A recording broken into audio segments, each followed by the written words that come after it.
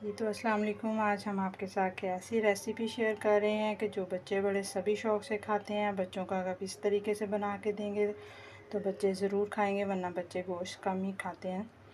तो ये आसान सी झटपट बनने वाली रेसिपी है, इसमें कोई इतना टाइम भी नहीं लगता।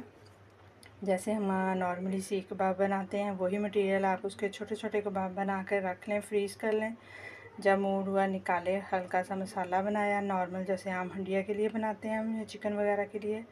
उस मसाले को ज़रा नरम किया, उसके अंदर कबाब रखे और दम पे छोड़ दिया। झटपट से बनते हैं तो ज़रूर ट्राई कीजिएगा। तो चलते हैं हम रेसिपी की तरफ।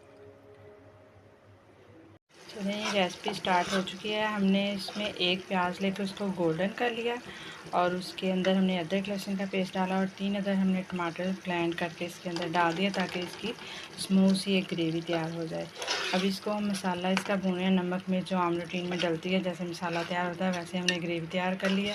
अब इसके अंदर हम छोटे छोटे कबाब बनाकर डाल देंगे। उनको फ्राई नहीं करना, बगैर फ्राई किए इसको थोड़ा सा ग्रेवी को नरम करेंगे हम और उसके अंदर कबाब रख देंगे। तो उसको दम पे पकाएंगे। जब 10-15 मिनट के बाद कबाब अच्छी तरह सॉफ्ट हो जाएंगे तो फिर हम उसको गरम मसाला वगैरह डाल के, तो वो हमारी कबाब कढ़ाई तैयार है। तो मैं कबाब अब इसके अंदर ग्रेवी को थोड़ा सा नरम करूँगी और फिर इसके अंदर कबाब रखूँगी। देखिए मैंने कबाब की शेप दे दी, कुछ लंबे कबाब बना लिए, कुछ गोल बना लिए, बॉल टाइप, जिस तरह आप चाहें।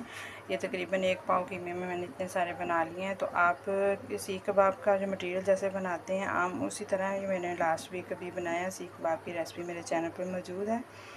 तो ये कबाब अब मैं मसाले में डालूँगी जो मैंने ग्रेवी तैयार की है। ये देखें ग्रेवी मैंने थोड़ी सी नरम कर ली है, इसमें थोड़ा सा पानी डाल दिया है ताकि ये कबाब गलने भी हैं इसी में, तो वो फिर थोड़ी ड्राई भी हो जाएगी। अब हम इसमें 1 बाय 1 कबाब शामिल करते हैं।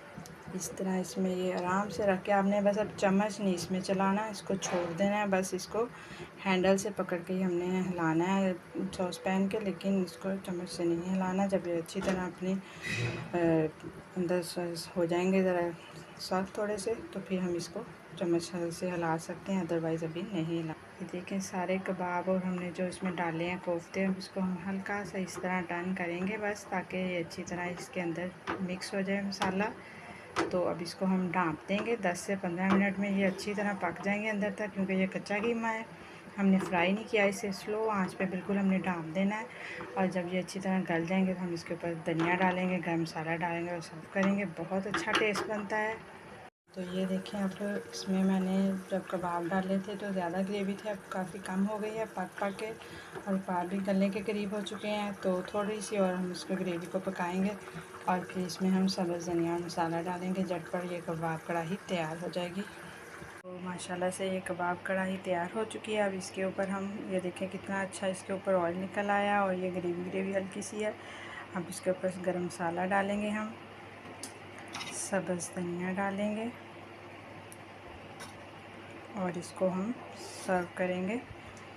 तो ज़रूर ट्राई कीजिएगा। फ़ीडबैक है, बच्चों की बहुत पसंदीदा चीज़ है और झटपट बनती है। तो दुआओं में ज़रूर याद रखिएगा। अल्लाह हाफ़िज़।